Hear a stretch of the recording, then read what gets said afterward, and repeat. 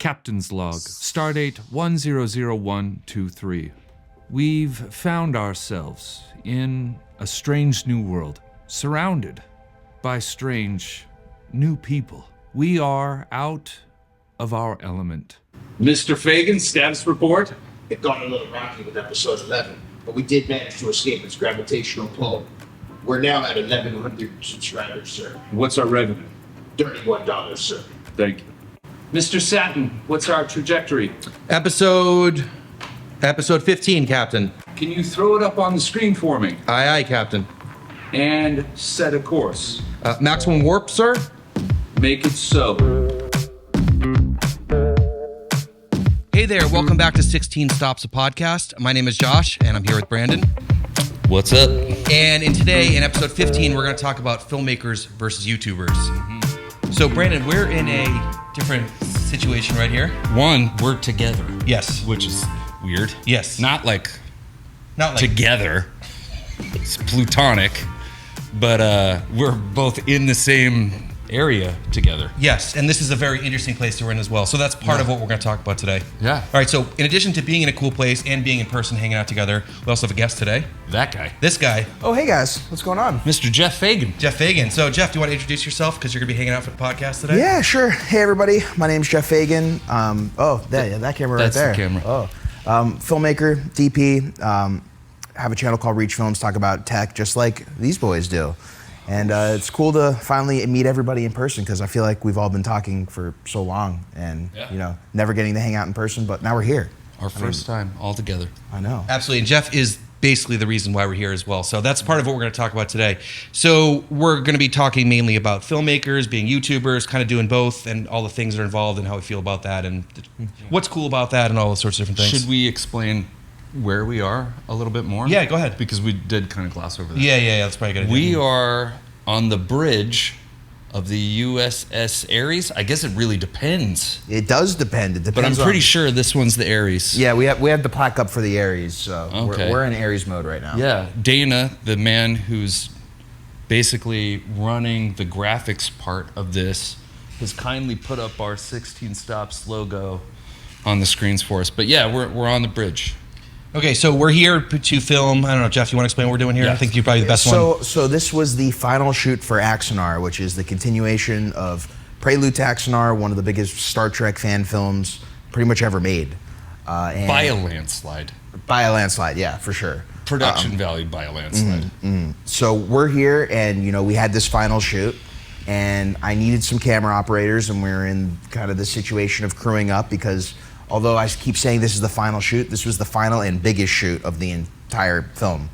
And while I was crewing, I've been talking to Josh for a while, and we always nerd out about Komodo and cameras and all that stuff. And I just had this crazy thought in my head. I'm like, I feel like you guys could come out here and operate your Komodos in a situation that you're not used to, kind of in the situation that they're meant for, and we can have fun, but at the same time get to kind of work together and do this project, and get to get to the finish line together. Yeah, so first of all, big thanks and shout out to Alec Peters, who's hanging out here, letting us film and record in the studio and inviting us down to help with this project. So I just want to thank Alec for everything. Yeah, absolutely. All right, so let's get into the podcast. First, we got to do our usual here. So first of all, everyone's favorite segment, what did we buy? So let's...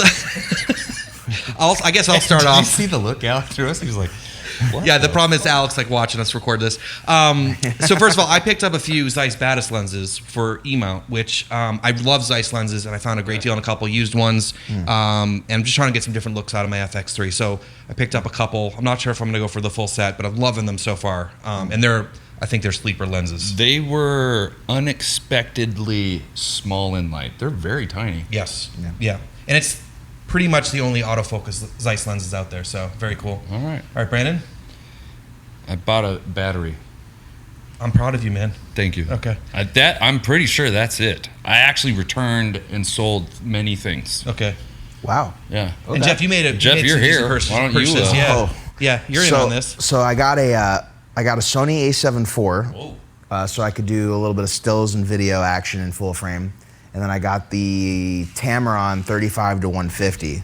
It's kind of like a good all-arounder. And we use that a lot for a lot of stills this weekend, and it kind of proved itself this weekend. I got some just crazy shots that's good to hear. I really couldn't have done without an all-in-one zoom like that. So no regrets at all. So you've been shooting on APS-C for a while now for your personal stuff and content creation, and so you just want to have you want to have a full frame camera again? Yeah, I mean, I've shot on full frame. I've had full frame.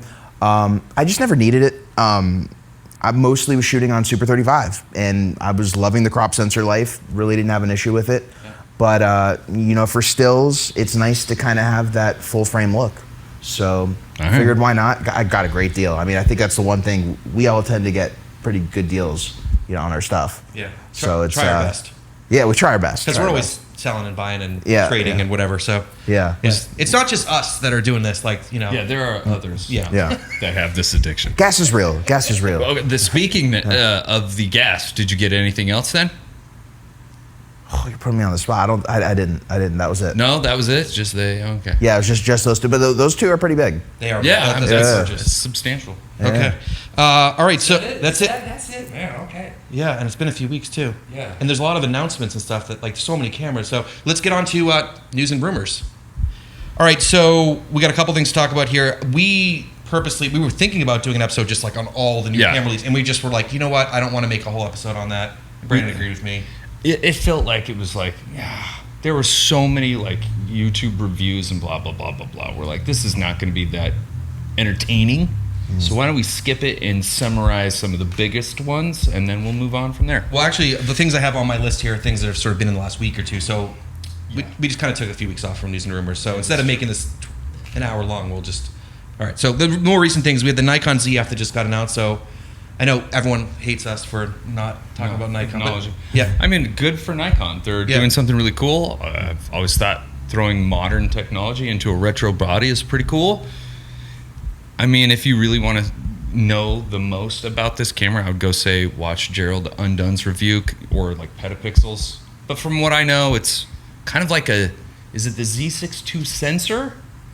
I think it's the Z6 II sensor in an old retro body with some Z8-ish like autofocus processor capabilities. This is $2,000, does 4K 30. Yeah, I mean, it looks like a cool camera. Looks like a fun camera. Yeah. Who do you think the market is for that? Hipsters. You think hipsters are looking at Nikons? I don't know. Maybe now they're like, oh, that's my dad's camera. That's cool again. Maybe it's like hipsters or boomers. Okay. All right, so Nikon, it exists? It exists. Okay. It exists. Okay. DJI Mini 4 Pro.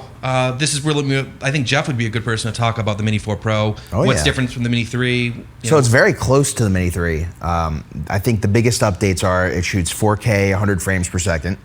It's got a little bit better sensing technology, and it shoots log video, where the Mini 3 did not shoot log. It shot a Cine D profile, which is pretty solid, to be fair. But you get more dynamic range in the log profile. So I think that's where it's gonna have a good selling point. Anyone that really wants to shoot log on their drone, they're gonna wanna go for the 4. But if you don't care, or you don't shoot log, and you want 10-bit, the 3's solid. Okay, and I think it's got more sensors than the Mini 3. Yeah, that's what I was saying. Okay. It's got like, it's not even that it has more sensors. It seems like they changed the direction so the sensors cover more. Okay. So if- like obstacle detection Yes. is better at? Yeah. okay. And there is a light on the bottom, which comes from the DJI Mavic 2 Pro when they started doing that, where if you're landing the drone at night, as you're landing the drone down, the light will turn on. It's got parking lights. Yeah, basically. Landing lights. But it helps a lot at night. So that was pretty cool. Can I ask a question? Does the Mini 4 Pro, like, is there a point to buying the Air 3 now? Yes, the Air 3 is a bigger sensor. Okay.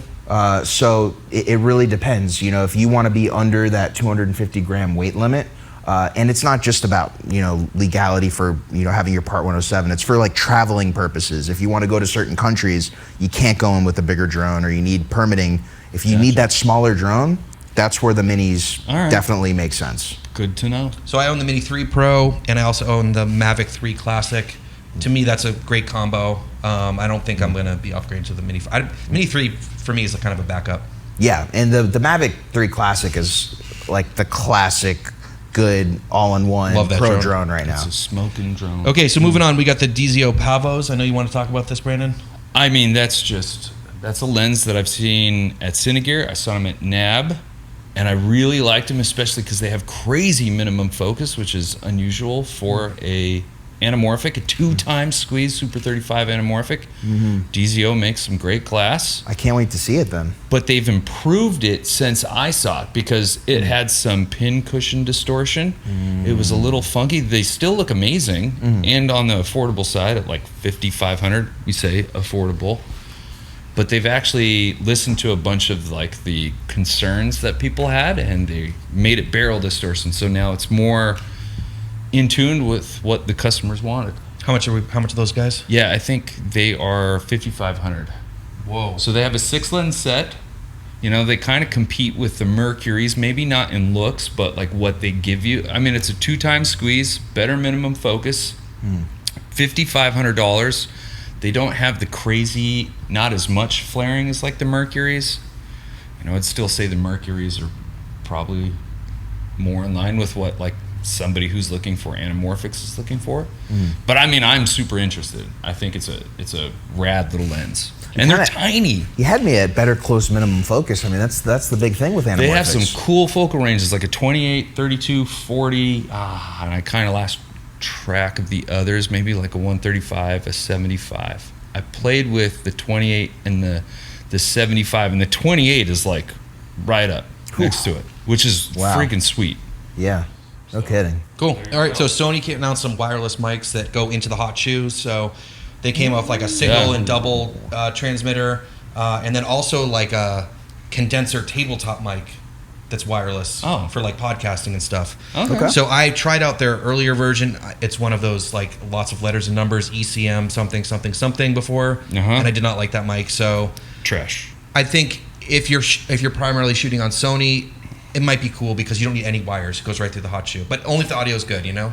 So, and you can actually use a cable and plug it into like a camera directly, like a 3.5. Oh, gotcha. Okay. All right. So, Canon, let's talk about Canon for a second. We had a couple things I wanted to briefly mention because, first of all, they finally announced their RF cinema lenses, the CNRs, which I first heard them and I was pumped because, Jeff, you want to...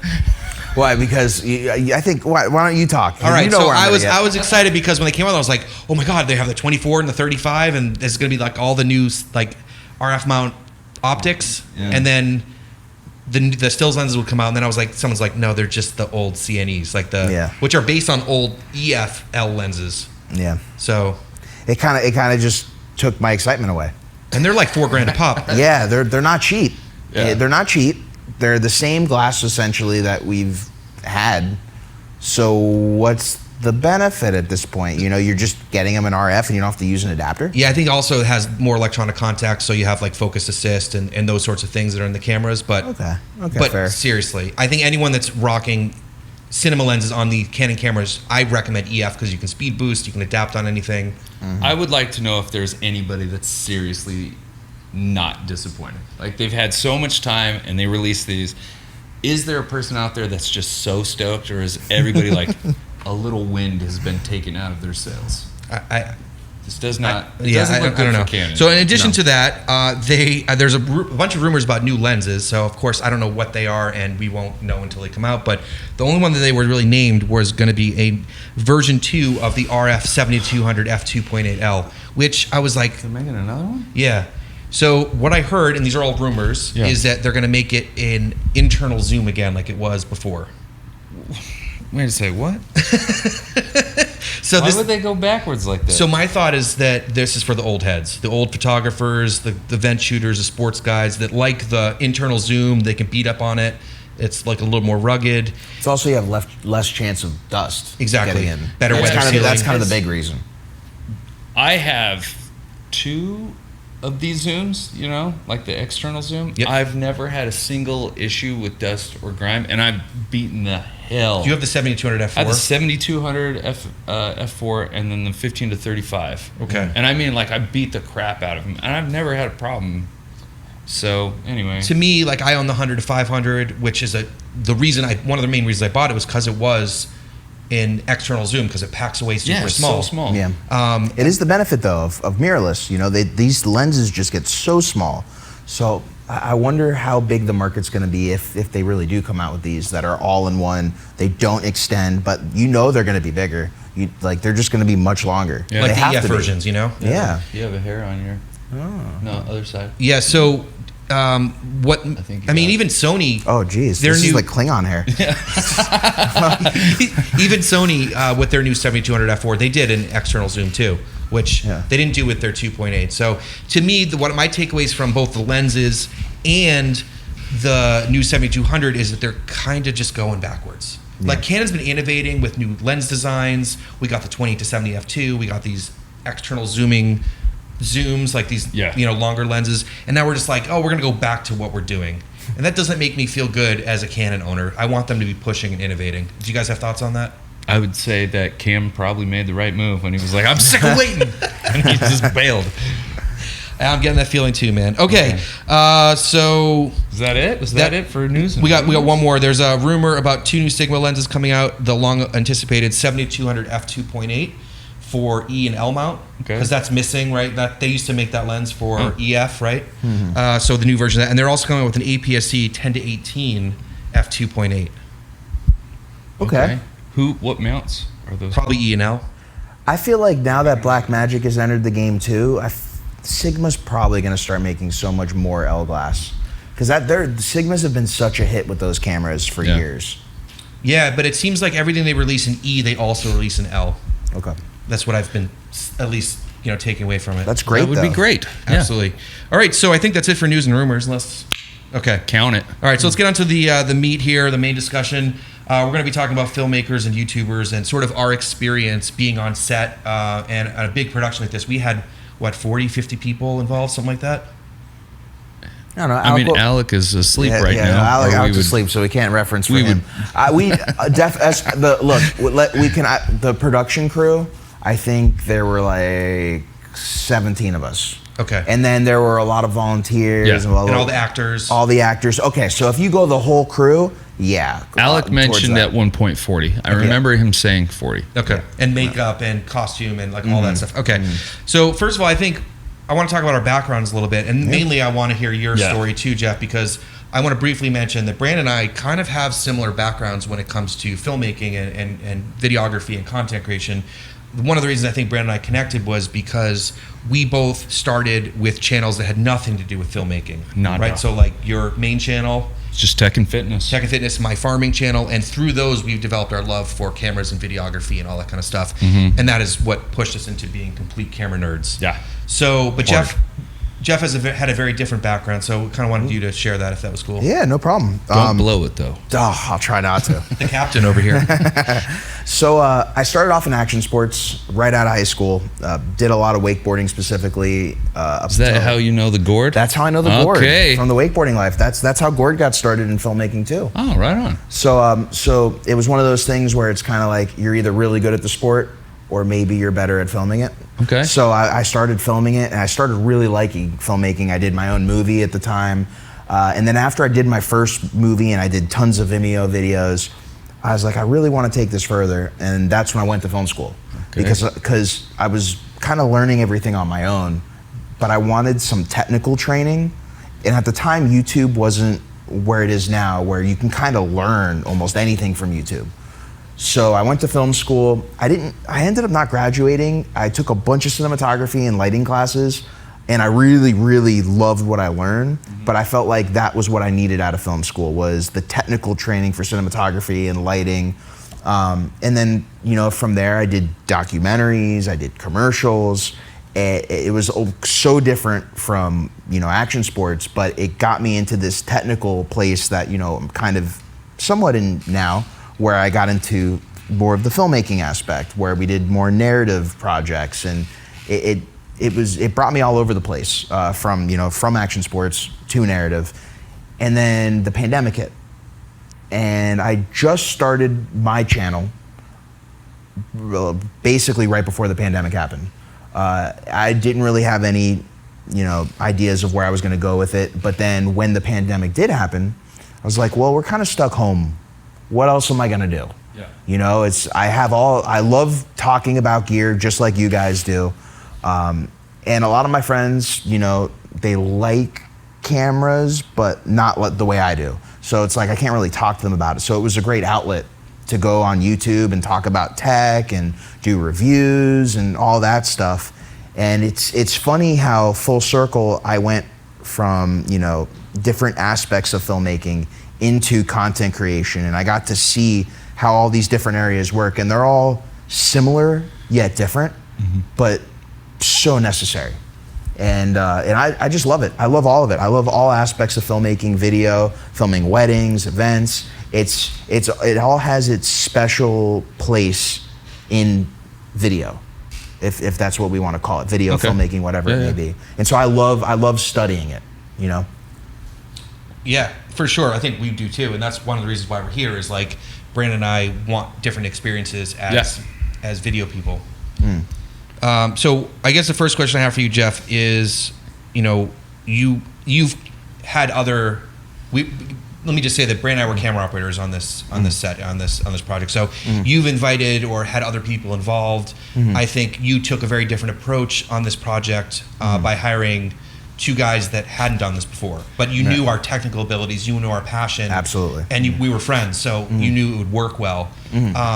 Was that like a hard pitch to get us on board? And like, what were sort of the thoughts behind getting someone like Brandon and I involved in the project? So it wasn't a hard pitch, but it was unique because when you pitch, you know, a producer like Alec, and you're like, since he is unconscious, how did he take it? At first, you know, he was like, you know, yeah, do what you want. And then I think he thought about it for a little bit, and it's like, are you sure this is the best way to go about this? Because I told him you guys are YouTubers. And after a little while, I kind of discussed it with him, and we've had, you know, the reason I went differently and wanted you guys is because this is an indie film, you know, at its nuts and bolts. This isn't, you know, a Hollywood production. We're not, you know, crazy unionized. We are a SAG production, but that's where we are on the union side of things. And a lot of the times we were just moving too slow. Even for an indie film, you know, you think indie films, they move quicker because they kind of cut corners in safe but good ways to kind of make things happen. And in the YouTube space, we're used to doing everything. We're used to being the talent. We're used to being our own cameraman. We're used to being our own sound, lighting, everything. And it makes us very versatile. And that's why just a light bulb went off in my head where when it came time to crew up for this project, I'm like, the best cameramen, camera operators I could have are people that understand all aspects of production and aren't just in one thing. They're not just a camera operator or just this and just that. And look, in unions, a lot of camera operators are DPs, vice versa, or they do other things. A lot of sound guys do camera operation, DP. They like it, but they found their niche in unionized and did whatever. But I like the fact, and you'll see the results when the movie comes out, we kind of did extra roles on this. And I'm sure you guys learned a lot. You definitely had fun. It was a great weekend. The results were just like, we got some great shots, but we wouldn't have been able to move as fast if you guys didn't have the technical know-how to when I'm like, we need this, or we need this, or we need that. And you weren't just, even though you were a camera operator, you knew more than a camera operator to go get this tech in different fields, whether it was lighting, sound, lens, whatever. That's cool. And so that was kind of, after the first day, Al came up to me and he's like, you made the right decision. Oh, that's it was immediate after the first day where he saw how we all worked with each other. And that's not, I've never had a bad crew here by any means. I've actually really enjoyed the crews, but we've made our day every single day. There was never a day we went over. There was days we were falling behind, but we never went over. And that was with a group of, you know, YouTubers. Right. So, I mean, I just want to pause on that for a second, you know? A lot of people say, and that's the whole, you know, subject of today's podcast is, can YouTubers be filmmakers, vice versa? What's the difference?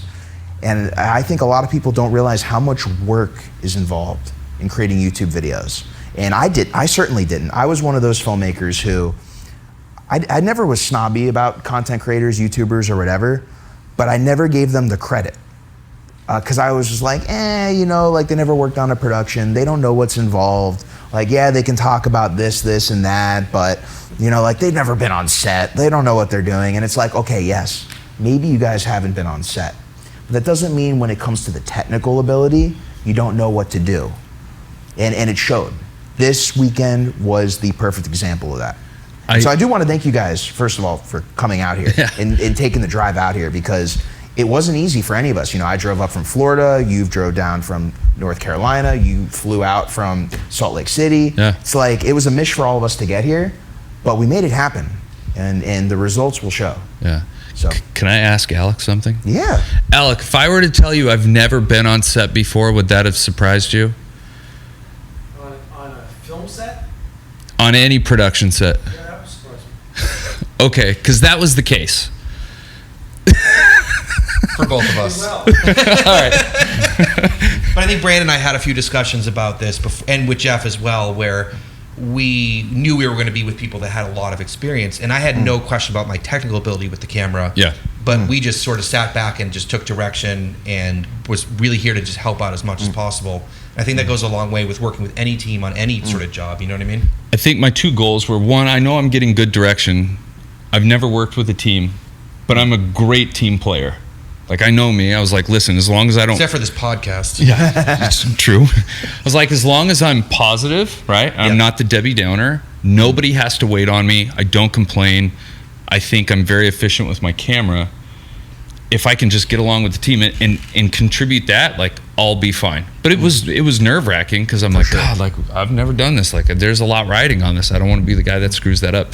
But within a few hours, the first few hours were a little nerve-wracking, right? Mark, like, nah, I need this kind of camera movement. I need this. Mark is one of the directors. Yeah. As soon as we got through that first 2 hours, I was like, oh, we're okay. Yeah, the first 2 hours, though, it was like, look, I think the one thing we left out up to here is you guys didn't walk on the set with no knowledge of what's going on. We did pre-production. Yeah. I did pre-production with Josh. I did calls with you. I did calls with you, Brandon. And normally with camera operators, they're just showing up on the set and they're taking direction. So you guys had prep and you had knowledge of what we were doing beforehand. So you didn't show up like super green and not knowing like what was going to happen. Yeah. And that helped us get going, because yes, the first 2 hours of our first day, there was a lot of setup. There were a lot of, figuring out, this is the setup, your camera is going to live on for the whole shoot, setting up, the video transmission, follow focus, your monitor, doing time code, going through the protocols for that. It was just kind of learning the protocol that we were going to live for the weekend. But then once you guys figured out the protocol and also how to set up your camera, because it wasn't all of your gear that you used. I brought a lot of stuff to add to your cameras to make it good for production. There were definitely once a lot we of did that, we were good. We were good to go. Yeah, there's like a lingo and a rhythm and all that you have to like just fall into. Yeah, and it's also to say that like this was like a great first experience. 100%. Because it's not like somebody gave me a steady cam and was like, all right, let's do this. Yeah, we were using our own cameras, so there's that. I knew that would also help you too, because you weren't walking on set being like, here's an Alexa 35, you've never touched it, you better make the shots count. Yeah. Like each of you were operating your own camera that you intimately use, you know it in and out. There's not going to be any issues there. You know about ISO balance with the RED cameras and the optimal ISO to film at and all that stuff. So that part wasn't new to you guys. No. Camera operation, you do it all the time. Yeah, so one thing that I found, I knew coming in, but was very different and also really refreshing at the same time, was coming from someone who's doing the full production. When you're doing YouTube, you're doing pre-production, you're the talent, you're the camera op, you're doing the editing. We come in here, we have one job. Yeah. That was weirdly relieving. Yeah. It was really nice. It was really so nice to get back to the hotel and be like, oh my God, I don't have to dump footage. I don't have to organize footage. I don't have to start editing. I don't have to like start tweaking on audio. It's weird how much simpler it is in some ways, huh? Yeah. Yeah. I think also, I know Brandon and I were talking about this before we started recording, that we kind of have more respect for set life Oh, 100%. Like I already did, even without being here, but even more so now. Yeah, it was a weird combination of, I told you this, I think, that it was like, yes, I have much greater respect for the people that are on set because it's hard work. It was a 12-hour day. My back was killing me. I got home and I'm like, I've never seen my ankles this swollen in my whole life. But at the same time, I was like, I also have more respect for what I do because I didn't feel like this was my first time on set on a big production, and I didn't feel like I was holding everybody back. I didn't feel like I was the loser. There was no losers on the crew. I'm just saying, like, I didn't feel like I was the, oh my God, Brandon, like you're killing this. And there's also the fact that with this shoot, it was kind of like starting at the top of the mountain and going downhill. Yeah. We started with the hardest part of the shoot, and then slowly it got easier and easier every day with what we had to do. And I think that helped because you got thrown into the fire the first day, and that was the hardest it was going to be for the entire shoot. Yeah. So every day it was just going down, slaloming. So I think it was interesting. I mean, I know that some people knew our backgrounds, some people didn't. Yeah. And so we came out just like, like we talked about. And then I think over the course of the 4-day shoot, like, I think our opinions about YouTubers and stuff, at least for the people that were around, maybe not Mark, the director. We're all laughing so because you guys don't shit know who he is, all weekend. But anyways. We had a great back and forth, all of us 100. with Mark, the director. Mark Edward Lewis, hilarious. Ted was great too. And we had some riffs with Ted, but with Mark, okay. Ted is the other director. The three things he said all weekend that we gave him so hard time about. Can you remember? Was split the difference. What, all of us? Are we talking the sayings? Yeah. Split the difference, weaponize. What was the other one? Was there a third? You said 3. There was a third one. I'm trying to remember now. I just remember those. Split the difference and weaponize are definitely the big ones. But a lot of cool people, and I think that Yes. goes a lot to you and everyone else involved for getting a solid crew together. So, it was great. anything else you want to add about the experience of the 4-day shoot that we're on? We've said this many times on our podcast and just in private conversations, and I guarantee you Jeff's going to agree. Like, YouTube is a very lonely job. Yeah. It can be an extremely lonely job. So that's why we love NAB so much. That's why I love going to Cinegear so much. And this was like a 4-day. It was a hard 4 days, but it was very edifying. Like, I felt like my cup has been filled. I don't want to do this every day as like a career. I'd still pick YouTube for sure, but doing this once every like 3 or 4 months, I think would be rad. It's like a nice breath of fresh air. Yeah, just being on a team, like getting to see, like, I've always thought, like, if I could make something solo on YouTube that looked amazing, that's really cool. And I've come to realize that the truly cool stuff comes from being on a team. Like, you couldn't do this without a massive, well-oiled, passionate team. For sure. Yeah, it was crazy. Like when you're, trying to set up a shot, and we're moving stuff around, lights, cameras, audio, green screen.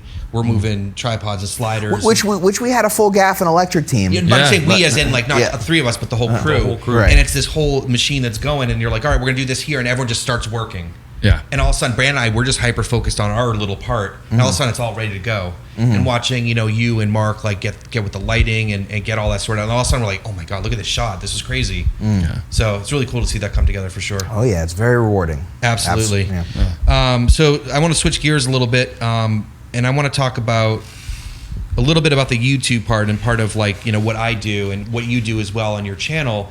And I know there's a lot of criticism about camera reviewers that don't work on set. Yeah. That are just either don't you do any professional videography, right? They're not videographers. They're not doing weddings. They're not doing real estate. They're not doing events, corporate work. They're just YouTube reviewers, and there are plenty of them. And I'm not here to pass judgments on them, but what are your thoughts on that now?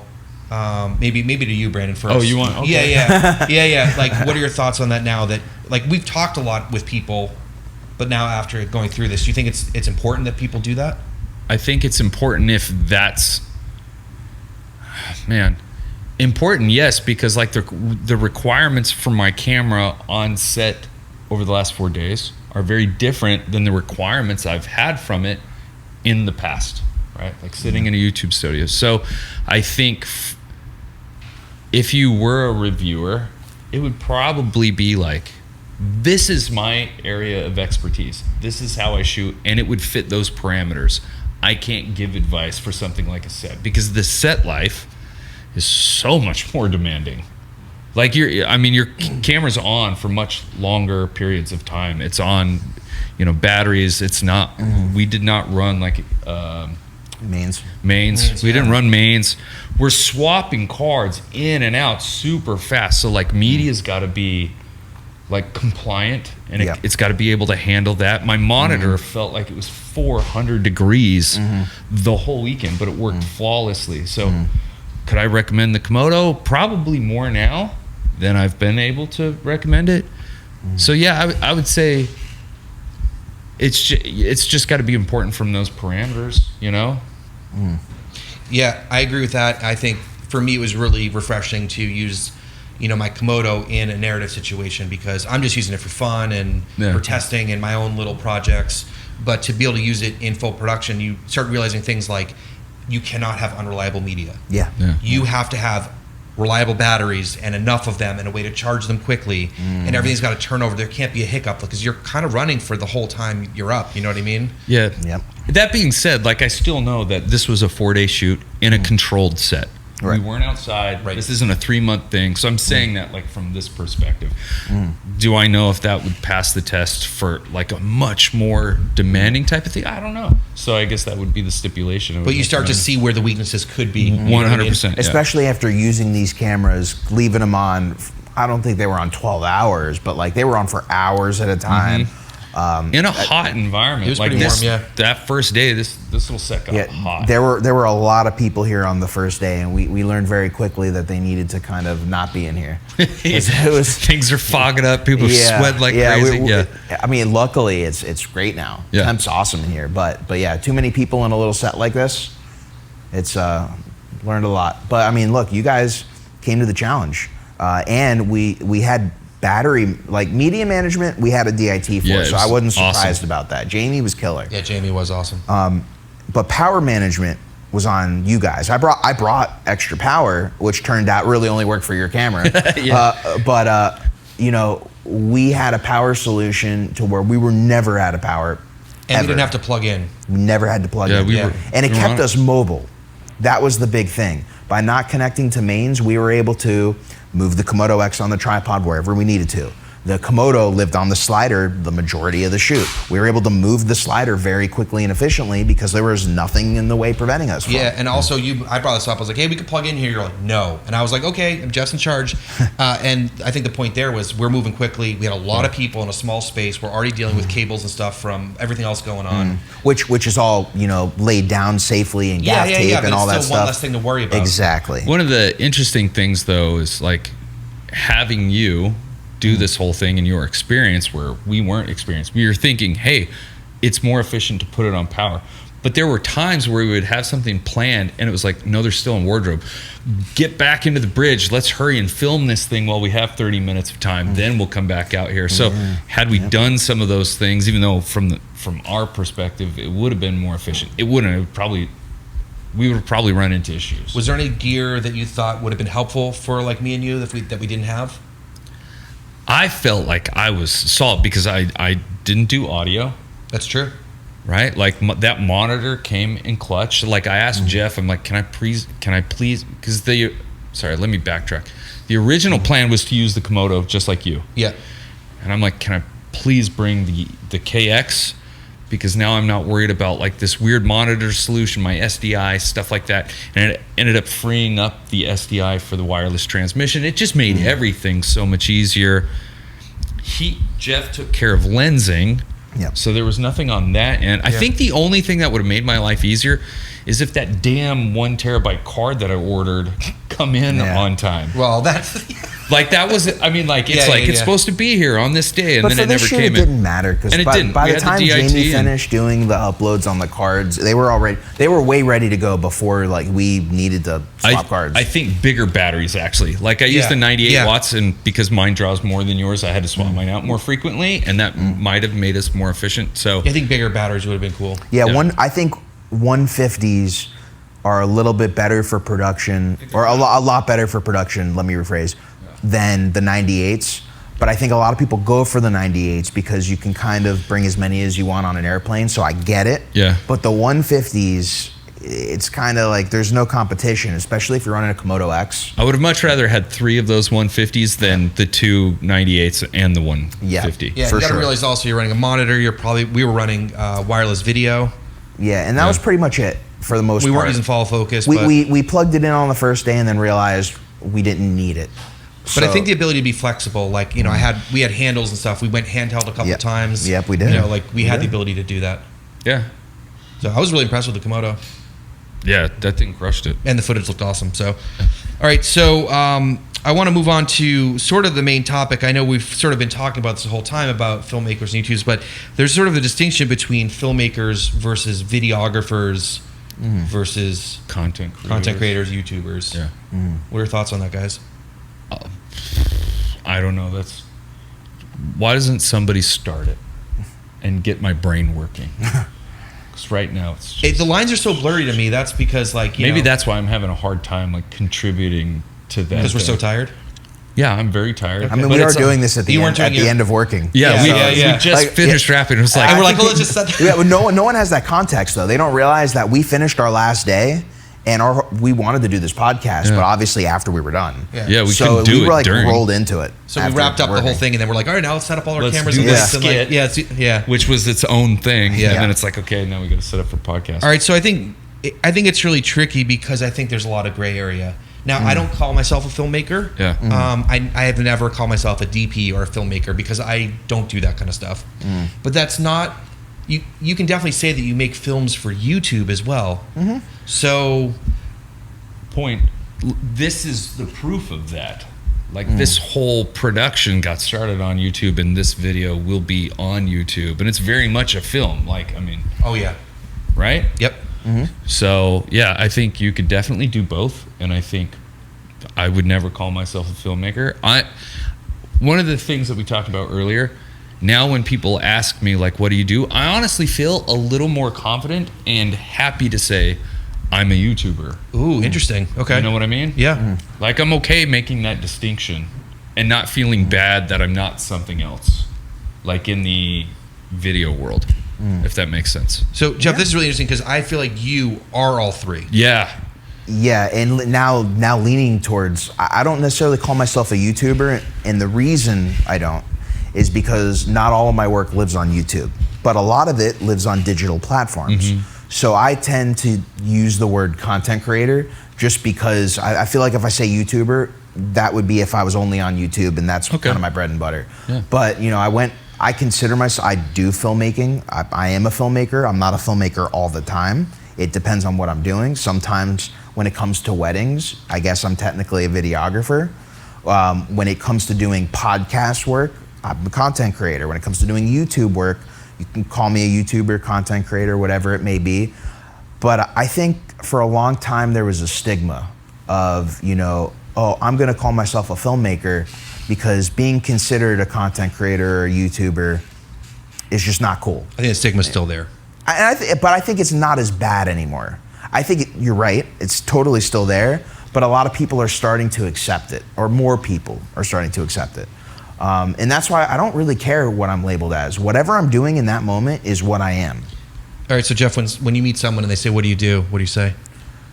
Right now, I pretty much say I do mostly content creation. And then a lot of them are like, well, what are you doing? And I'm like, well, podcasting and YouTube videos. Like, I'll go into it, and real estate videos and weddings. And they're like, oh, you do a lot in video. I'm like, yeah, that's why I just call myself a content creator. I create content. So what's your preference at this point? Like, do you always just want to do a mix, or do you like favor one thing? Like, do you like doing some stuff more than the other things? I like content creation because it lets me live the lifestyle and do the things I want to do, and be where I want to live and not have to be in a specific area. Whereas if you're really going to consider yourself a filmmaker, you're at that point, unless for whatever reason you work for a production company that has sets or whatever it may be, you're probably living in one of the big production hubs. And I love Atlanta, I love LA, but I like visiting. You know, I don't necessarily want to live there full time. So being a content creator lets me live in South Florida and do my thing and travel where I want to go and do what I want to do. So a big takeaway for me also is if you're a YouTuber and a filmmaker, like you can literally make whatever you want for the internet. Yeah. Like you can make the most elaborate thing. You can make what we're making. We're only doing a fraction of this project in the last 4 days, but this is going on YouTube. Yeah. And like the people that are involved can just do whatever they want. This is an indie project where, and you could scale it down to just Brandon making a film or me, or like maybe the three of us get together and make a film. Yeah. It's so refreshing. It's so cool. And there's no rules. No rules. Yeah, super cool. All right, so with the rise of YouTubers, I should say, or people learning how to become videographers, filmmakers, whatever you want to call us, on YouTube, do you think that do you think the stigma is going to keep YouTubers from getting invited on set or getting hired in more traditional roles? Like, how do you think that might change over time, or where we're at with that? Do you know? Do you have an opinion? I think it depends on the production. I think certain productions don't want YouTubers, but not for necessarily the reasons I think some think. I think some productions wouldn't want them because they're afraid of maybe them bringing a camera on set, and even though they signed an NDA, taking video of whoever it may be and just putting it out there. And I think it's almost like a level of trust. They don't know if you're on YouTube and you have time to do all this YouTube stuff. Are you gonna just take all of our content and special stuff and just dump it out there? And I think that's kind of a big concern in productions on hiring YouTubers. And then the second would be, do they even know, like, do you even know any of the, like, if we tell you to go do something, are you gonna know how to do it? If you've never been on set, how are you gonna know like what this means? And then professionalism, are you able to be professional because you're a YouTuber, you're working for yourself? How well do you work with others if you're not working with others and you're just working for, you or whatever company? It's because it's a different environment. But I think it's getting better. I mean, look, this weekend showed. But we're also, at the same time, a completely different sect of YouTubers because we are camera YouTubers. Yes. Yeah. And that's a huge distinction where there are, reaction YouTubers and, guys like, Mr. Beast, and just the whole spectrum of YouTube is so crazy. But what we do is camera. We live and breathe camera for our camera channels. So doing stuff like this, we're not going far beyond what our channels kind of are in a weird way. So it's different for at least us being able to step on set. What's up, Dana? So it was really cool because we had that experience for sure. And I think, like you said, being camera channels, being like really nerdy about it allowed us to do that. But the traditional route in getting into filmmaking is so different. Yeah. Like you're going to be working in different parts of the crew and working your way up, or work union work and all that stuff. Starting off as a PA, going into maybe camera op, maybe being a first AC, second AC. So you don't normally start at like what we did. This isn't where we would normally start if we did it the more traditional route? Pretty much. Okay. You'd There's start a hierarchy? Unless kind of someone brings you in this case. Yeah. If you didn't know anybody and you were green, and if for people who are just trying to start out and you don't know anybody but you're trying to get in the industry, you would start off as a PA, but you'd learn your way up as a PA. Starting as a PA is not a bad thing by any means. You learn all the lingo. You kind of get the set and figure out like where you're supposed to be, what you're supposed to do, what you're not supposed to do, how you're supposed to behave. You get all that in PA. And as a PA, you see all of the different positions on set. Like in camera op, you guys pretty much stayed mostly. You guys, said hi to sound.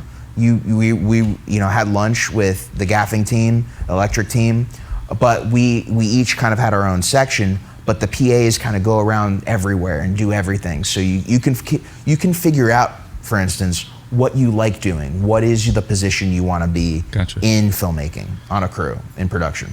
All right. Yeah, and like you said earlier, wrapping back to what we said sort of much earlier in the podcast, that as a YouTuber, you are doing all these different jobs. Yeah. And it is really cool. Like I had a clue what the sound was doing, but I didn't have to know that much about it. No. But like we can... Not that most of us are great at sound, but we can know enough to get things done. Yeah. We can set up basic lighting. We can do, you obviously... We have sound set up right now. Yeah, exactly. And I think also what was great was, I know, Jeff, you also trusted us a lot in the situation. Like you handed me a mirrorless camera to pick up one shot, And you and you had other stuff yeah. to do. You were like, Josh, can you set this up? And I was already rolling on another camera, and I was like, yeah, dude, we can do this, you know? But it was also immediate because Josh's YouTube channel. You did all this content on an A7 IV. I picked up an A7 IV, and I'm like, who's the best person on set to go set this camera up while I go do what I need to do? All right, here, Josh, here's the camera. You know what you need to do. Jim staring at it like it was alien technology. technology. He was. Yeah, he was like, what is this? Sony mirrorless? Yeah. It was great. And you handed, I mean, like yesterday. Was it yesterday or was it today? It was today. Because Mark had to leave. And you were like, hey, I want you on the TV. Oh, yeah, And of course. And that was the first time I kind of took you and put you into a multi-position. Yeah. Where I'm like, I know Brandon can handle this. He doesn't really have to operate. I can get him to operate his camera remotely with the Komodo app. And I've done that before. I've done a shoot where literally a Steadicam op was operating my Komodo, but I needed to kind of be able to change the settings and hit record. Okay, I knew Brandon could do that. You did that, but you also had access to both the screens, and you even caught something on the screen, which is why I had you there. Yeah. I forget exactly what it was, but I remember. Oh, was it? We had a thing? couple like wardrobe things that we went over. Like I started checking power and media for both people, so it was kind of like this weird. I don't know what you would call that role, but it was just. You were kind of like almost producing, like line producing in a way. Having worked with Alec, checking with sound when we were clear and whatnot. So I know Brandon was like shouting stuff at me. I was like, what? Yeah. Josh, you're my bitch now. Yeah. He's like, I'm drunk with power. All right, so as we're sort of trying to wrap this up, I think one of my main thoughts was I was really enjoying being behind the camera because it is exhausting being in front of the camera. Yeah. So that was really nice to just have a simple role. It was very refreshing. It was cool to hear other perspectives, and it was interesting. Like, I wasn't trying to get involved with it, but like, you know, Mark, one of the directors, like he was like, we were trying to break up light, and I was like, hey, grab that plant over there, you know. And we used that as like a diffusion, and it worked. Works. It was like never in a million years I like wouldn't have thought, oh, let's use this plant as diffusion instead of just grabbing some cloth or whatever. And it broke up we were using some RGB light, and it just broke it up, and it was beautiful. Broke it up on the chair, it looked nice. So you do, you know, it's kind of like run and gun indie filmmaking. You know, you do what you need to do to get the shot. Yeah. So big takeaways, Brandon? Big takeaways. I would say personally, it was really gratifying to work on a team, to feel like not only was I not a hindrance, I feel like I contributed to the team just in a couple of personal areas. I think my favorite part of that was getting to have Mark be kind of on my case specifically. He was a little on yours, but he was really on mine. Well, you were also giving him a hard time. Yeah, I mean, that's your personality. Yeah. It was. You were splitting the difference. Yeah. It was fun to watch him be like, oh, I don't know about you, man. And then at the end, him being very openly like, I would love to have you back type of thing. So that was really cool. But I would say a takeaway for anybody watching is like, yeah, if you are a YouTuber, whether or not you go into this side of things, I can't see why it wouldn't be worth your time to try to come and do one of these at least once. I do jiu-jitsu, and I tell everybody, do at least one tournament. Get that tournament experience, get like a set type of experience, and then kind of go from there. But like I said, it definitely raised my appreciation for both sides, both the filmmaking side, the production life, and YouTube. So that would be my big takeaway. Go get some practice, like reach out to somebody, even if it was like a volunteer thing. Be like, hey, I'll come and do this for free, you know, if it's the day or whatnot. Yeah, or even offer BTS, photo, video, just to be on set, be around it. Because even if you're not involved, you will understand a lot more of what's going on. That was probably my favorite part, was when I grabbed photos that one day. I had like 30 minutes, and I was like, dude, I want to get some snaps of this, because there were some really cool like moments. People in costume, like getting photos to Ted of him coaching, because Ted, those are great photos. Ted is an acting coach, and a legit acting coach, and I got him some. Before we wrap, how much did we learn from Ted this weekend about the way he coaches the performance out of people to get them in the headspace to deliver the line the way he needed it to be delivered? Crazy. That was insane. Yeah, I walked up to Ted after the first day, and I was like, man, I just love watching you work. Yeah. Like, it was fascinating to me. I personally took some things away of like, oh, I need to slow down. This is like how I can better deliver lines. Maybe some things I need to think about when I'm looking at my own script. Freaking cool. Yeah. Yep. I think my big takeaways, obviously, it was very rewarding. I would love to do this, not every day, but I would like to do this on a regular basis. Like, I don't know what that regularity is. I think for me, also, a big part of it was like, we talk a lot about technical filmmaking and stuff, and I was able to like put a lot of that to the test in the last 4 days. And I didn't feel like once I was like, I don't understand that.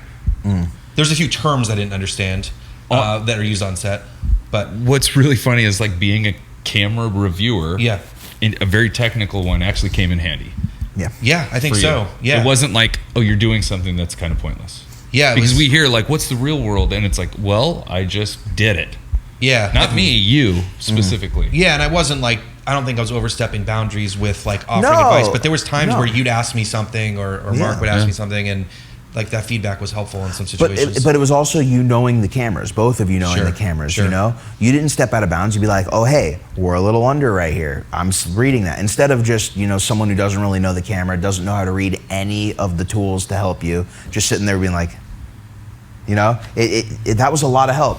And look, not every time do we need to change stuff, but there were a few times where I'm like, you know what? You got a great point. Let's do it. And I love that. Cool. Well, I know both of us are very appreciative of inviting us on, and obviously We should get Alec to come in here at least for like a hello. Yeah, can we get Alec in for a cameo? Alec, do you want to come in for a cameo real quick?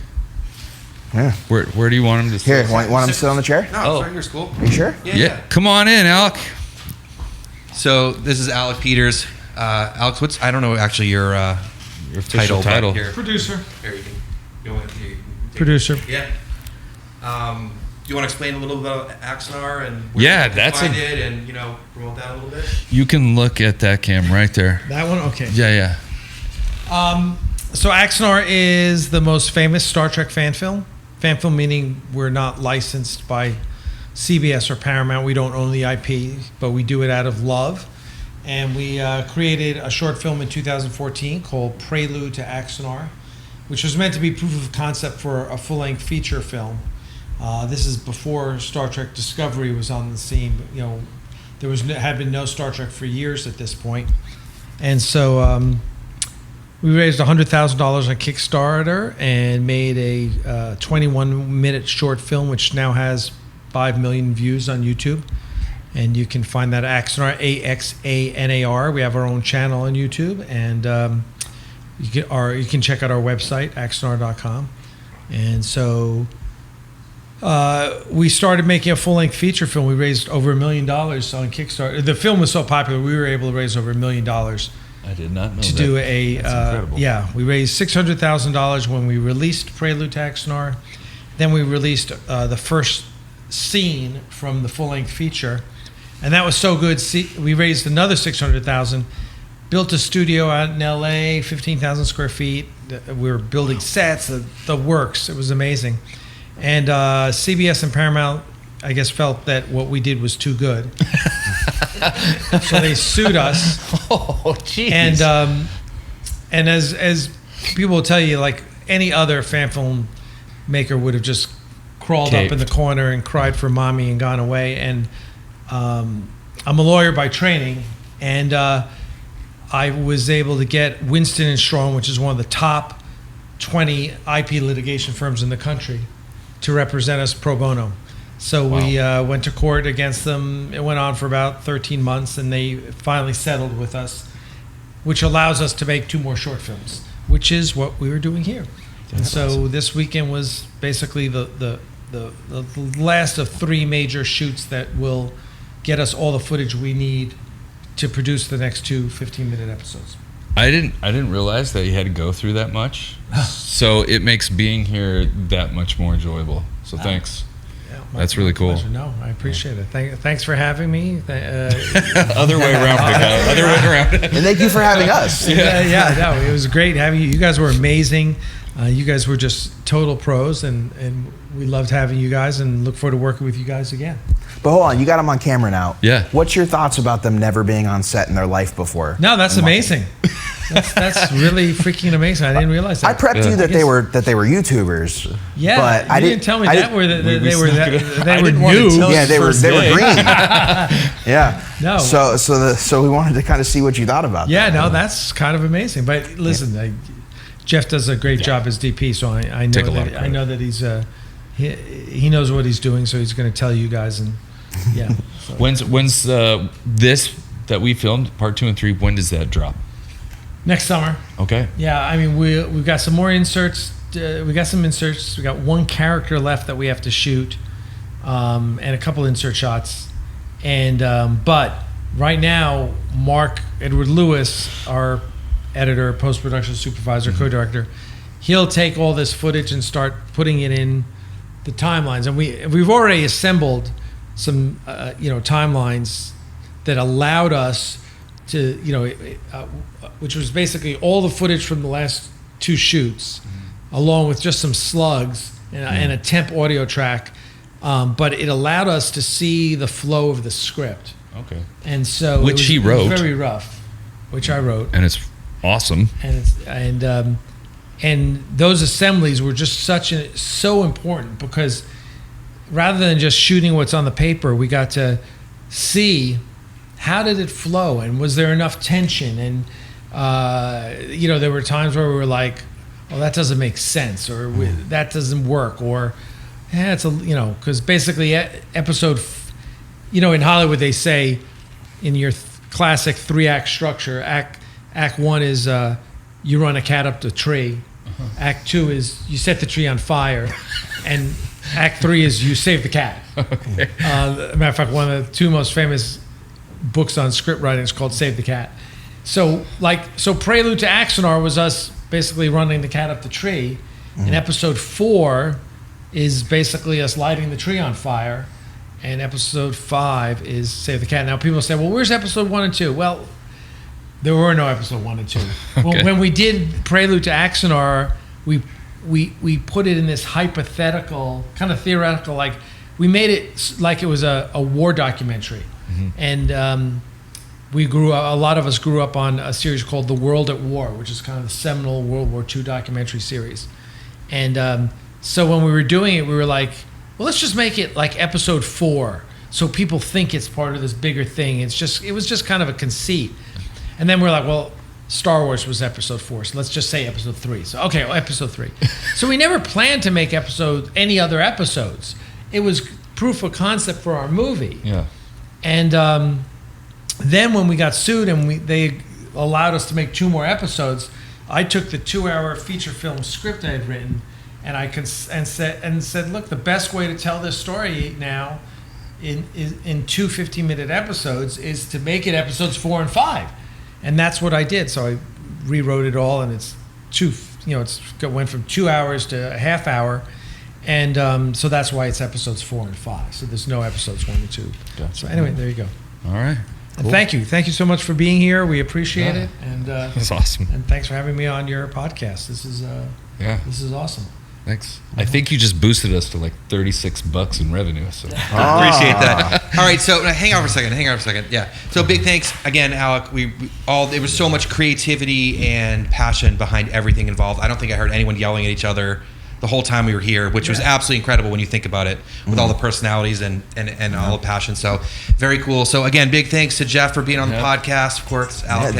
We'll put a link in the description for both Jeff's YouTube channel, Axar. Yeah. All that kind of stuff down below.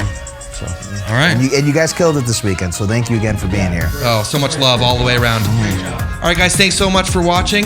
We'll see you in the next one. Peace. Bye. I have no idea if I was in the shot at all, but I was trying to get. Guys, thank you, Al. Al, thank you. We'll try to clean up quickly. You want to try that again? Yeah, absolutely. What's our, Mr. Satin, what's our trajectory?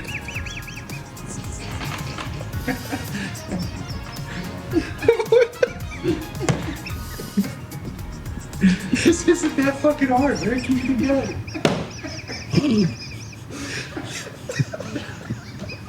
Listen, Alec's on the schedule, Josh.